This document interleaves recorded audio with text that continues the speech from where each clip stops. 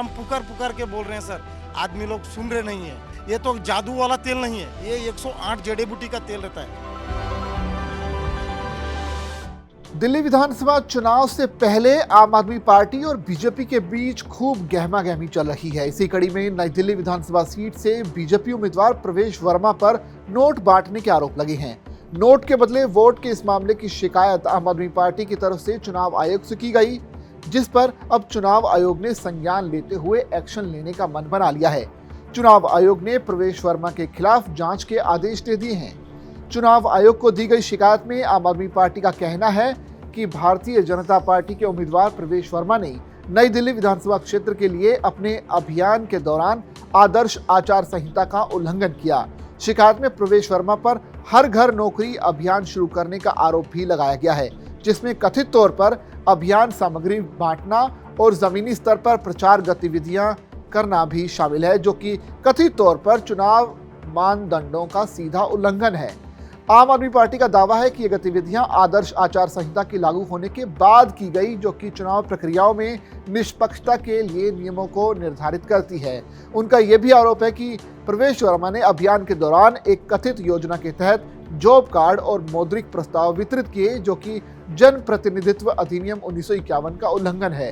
कि नई दिल्ली विधानसभा के अंदर प्रवेश वर्मा जी खुलेआम जॉब कैंप लगा रहे हैं, रजिस्ट्रेशन कर रहे हैं,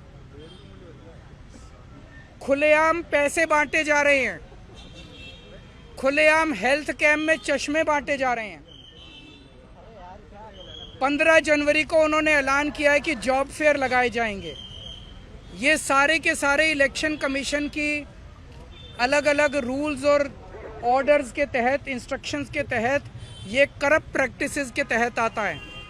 प्रवेश वर्मा को चुनाव लड़ने से उसको डिबार किया जाना चाहिए।